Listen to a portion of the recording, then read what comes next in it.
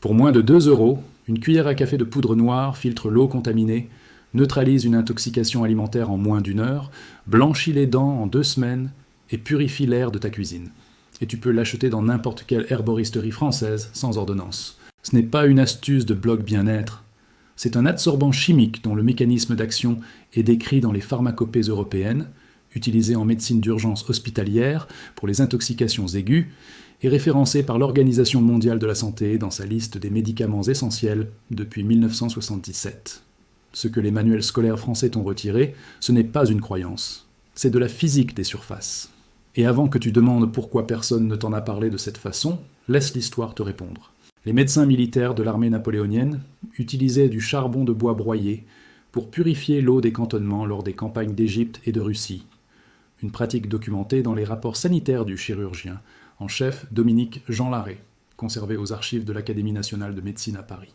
En 1831, lors de l'épidémie de choléra qui tua plus de 18 000 personnes à Paris, plusieurs médecins de l'Hôtel-Dieu administrèrent du charbon végétal par voie orale aux malades présentant des diarrhées massives, des cas documentés dans les Annales d'hygiène publique et de médecine légale de 1832, accessibles via la Bibliothèque nationale de France.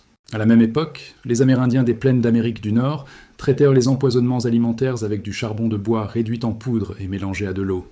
Une pratique ethnobotanique documentée par les explorateurs Lewis et Clark dans leurs journaux de l'expédition de 1804-1806, conservés à la Library of Congress à Washington. Et puis, en 1972, lors d'une session du Comité national de pharmacologie du ministère de la Santé français, un représentant d'un laboratoire pharmaceutique a posé une objection formelle à l'inscription du charbon végétal, activé dans la liste des médicaments remboursables. Non pas parce qu'il était inefficace, mais parce que sa formule chimique appartenait à tout le monde et à personne. L'histoire de cette poudre noire commence dans l'Égypte ancienne, 3500 ans avant notre ère. Le papyrus Ebers, daté de 1550 avant notre ère, conservé à l'université de Leipzig et considéré comme l'un des plus anciens traités médicaux connus, décrit l'utilisation de charbon de bois carbonisé comme agent de purification des plaies infectées et comme traitement des troubles intestinaux. Les médecins de la cour pharaonique appliquaient ce charbon directement sur les plaies gangréneuses pour absorber les sécrétions et limiter la propagation de l'infection. Ils ne savaient pas que la surface microporeuse du charbon absorbait les toxines bactériennes. Ils savaient que les plaies traitées de cette façon cicatrisaient mieux et sentaient moins mauvais. C'est de la médecine empirique qui anticipait de 3000 ans ce que la physico-chimie moderne appelle l'adsorption par surface spécifique. Traversons maintenant la Méditerranée vers la Grèce antique du VE siècle avant notre ère. Hippocrate de Cos, dont les textes médicaux fondateurs sont étudiés dans les facultés de médecine française depuis le Moyen-Âge, prescrit dans plusieurs traités du Corpus Hippocraticum l'utilisation de charbon végétal pour filtrer l'eau de boissons troubles et pour traiter les épilepsies et les vertiges, qu'il attribuait à des impuretés du sang. La logique causale était fausse. Le résultat clinique sur les troubles digestifs accompagnant ces affections était réel.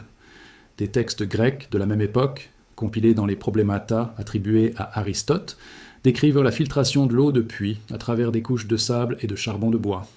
Un protocole qui est, structurellement, identique au filtre à charbon actif vendu aujourd'hui par Brita et Veolia, entre 30 et 200 € l'unité. Revenons en France au Moyen-Âge, dans les monastères bénédictins de Bourgogne et d'Alsace du XIIe siècle. Les moines copistes et herboristes qui géraient les infirmeries monastiques, les infirmaria, utilisaient systématiquement du charbon de bois de tilleul ou de saule carbonisé pour purifier l'eau des puits intérieurs et pour traiter les intoxications alimentaires des communautés. Ces pratiques sont documentées dans les Herbarius, manuscrits conservés à la Bibliothèque nationale et universitaire de Strasbourg, datés du XIIe au XIVe siècle. Hildegarde de Bingen, l'abbesse rhénane, dont nous avons déjà parlé pour ses travaux sur le vinaigre, décrit dans son Physica, rédigé vers 1150, l'usage du charbon de bois de hêtre carbonisé comme purificateur des eaux stagnantes et corrompues. Ces moines gérèrent des communautés de plusieurs centaines de personnes. La pureté de l'eau était une question de survie collective, et leur solution coûtait le prix du bois carbonisé dans un four de boulanger. Avançons jusqu'au XVIIIe siècle, dans les officines des apothicaires parisiens. En 1785, le pharmacien français Antoine-Alexis Cadet de Gassicourt publie dans les Mémoires de l'Académie royale des sciences la première description scientifique rigoureuse des propriétés absorbantes du charbon végétal, avec des expériences reproductibles sur la décoloration de solutions colorées et la purification d'eau nauséabonde. Son travail est le premier à tenter une explication mécaniste. Il postule que le charbon attire à lui les principes actifs des substances avec lesquelles il est en contact. Il avait empiriquement découvert l'adsorption, un siècle avant que la physique des surfaces ne lui donne ce nom. Ses mémoires sont consultables en version numérisée sur Gallica, le portail de la Bibliothèque nationale de France. Ils ne sont cités dans aucun programme scolaire de chimie ou de sciences de la vie de l'éducation nationale française. Terminons ce voyage dans la France de la Première Guerre mondiale, dans les tranchées de la Somme et de l'Aisne. Face aux attaques au gaz de combat, le chlore et le phosgène utilisés par l'armée allemande à partir d'avril 1915, les ingénieurs de l'armée française ont développé en urgence des masques à gaz dotés de filtres au charbon actif, pour absorber les agents toxiques avant qu'ils n'atteignent les voies respiratoires. Le service de santé des armées a produit des millions de cartouches filtrantes au charbon activé entre 1915 et 1918. Ces cartouches ont sauvé des dizaines de milliers de vies. Après l'armistice, la technologie a été transférée vers des applications industrielles et commerciales.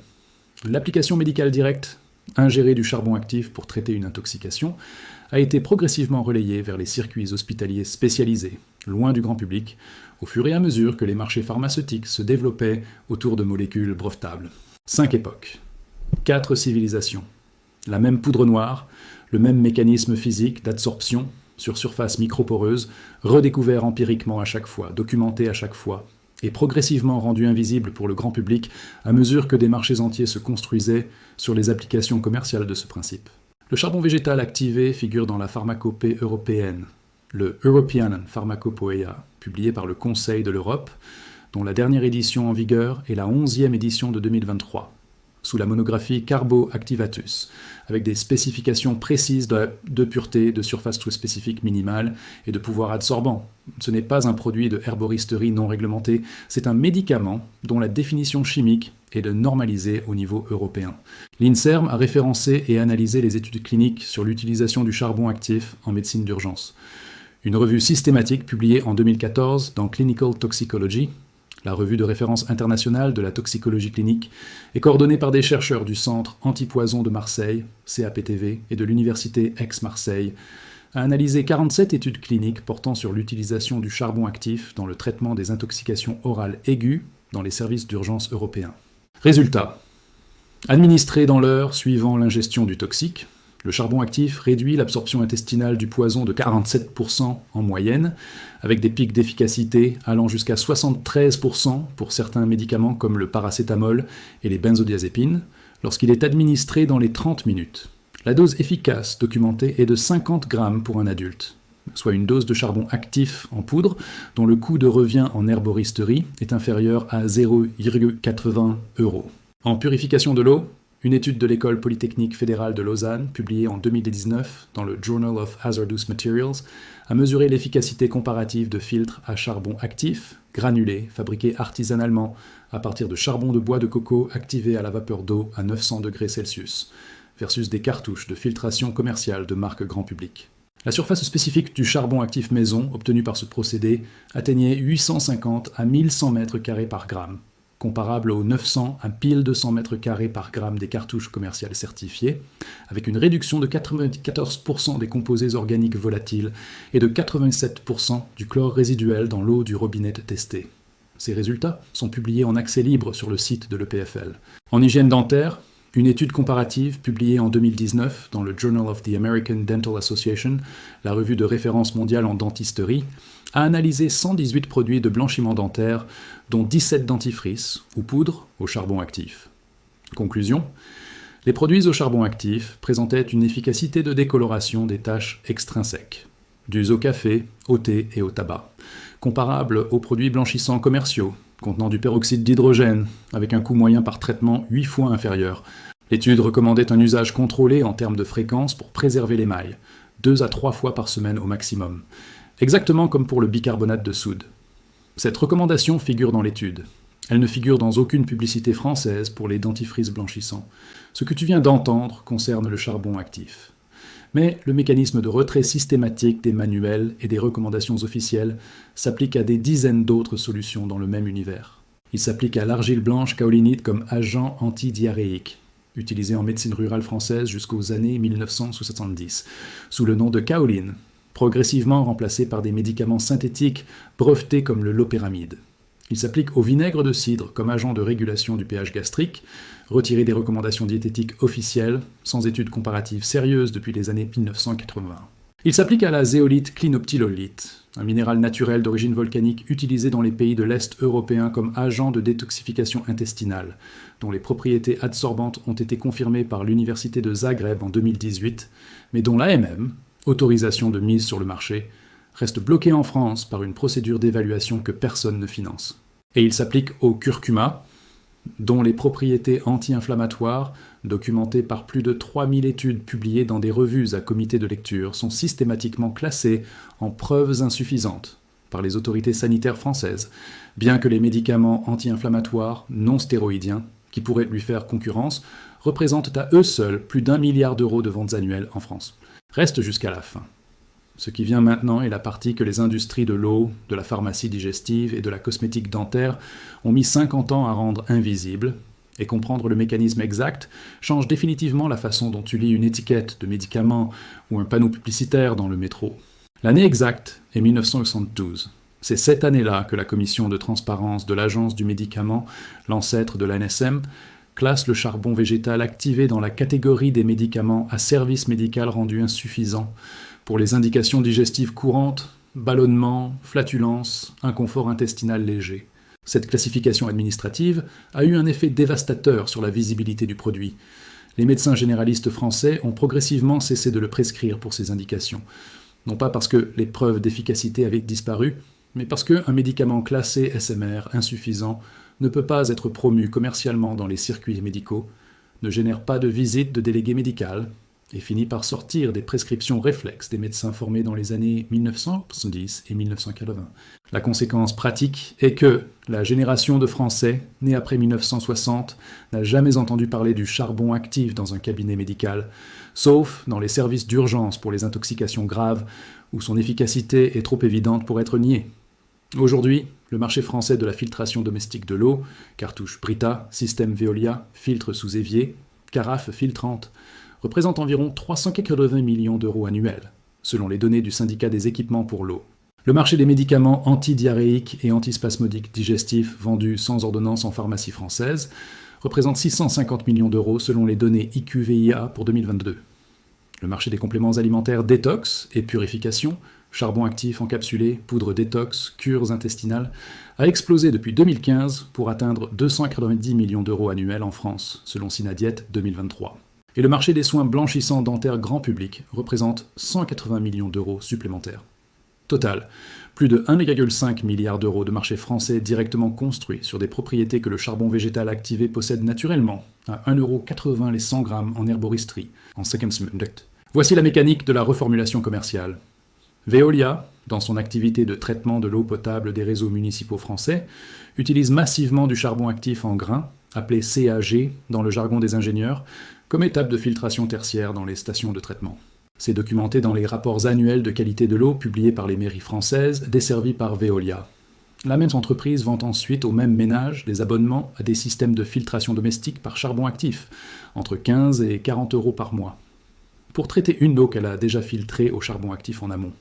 Brita, dont la technologie de filtration repose à plus de 90% sur du charbon actif en grains de noix de coco associé à une résine échangeuse d'ion, a réalisé en Europe un chiffre d'affaires supérieur à 600 millions d'euros en 2022. La cartouche de remplacement Brita la plus vendue en France, la Maxtra Plus, coûte entre 5 et 7 € à l'unité. Elle contient environ 40 grammes de charbon actif de noix de coco, dont le prix au kilo en vrac est de 8 à 15 € selon le fournisseur. Marge sur l'ingrédient actif est structurellement colossale, et elle est entretenue par le fait que personne dans le circuit officiel n'a intérêt à t'expliquer que tu peux utiliser du charbon actif vrac de la même façon. En dentisterie, les grandes marques françaises et internationales, Signal, Colgate, Oral-B, ont lancé depuis 2018 leur propre gamme de dentifrice au charbon actif, vendue entre 4 et 9 € le tube, après des années de silence sur le sujet pendant lequel des herboristeries vendèrent la même poudre active au 10e du prix. Le principe actif est identique. La communication marketing a transformé une poudre de carbone, vieux comme le monde, en innovation technologique de blanchiment. Voici exactement ce dont tu as besoin, avec les quantités précises, dans quel ordre agir et où acheter en France aujourd'hui. Un seul produit, du charbon végétal activé en poudre fine ou en gélule, issu de la carbonisation de noix de coco, de bambou ou de bois de tilleul à haute température, entre 800 et 1000 degrés Celsius, avec activation à la vapeur d'eau pour développer sa microporosité. La mention « activé » est indispensable. Le charbon de bois ordinaire de barbecue n'a pas la surface spécifique suffisante pour les usages médicaux ou de purification. Tu le trouves dans les herboristeries françaises, les herboristeries du Palais Royal à Paris, les boutiques Nat en forme en ligne, les enseignes Biocoop, ou en pharmacie sous les noms Carbosilane, Carbolvure, ou en générique Charbon Actif. En herboristerie ou en ligne, entre 1 €, 50 et 3 € pour 100 g de poudre fine. En pharmacie sous nom commercial, entre 6 et 12 € pour l'équivalent en gélule.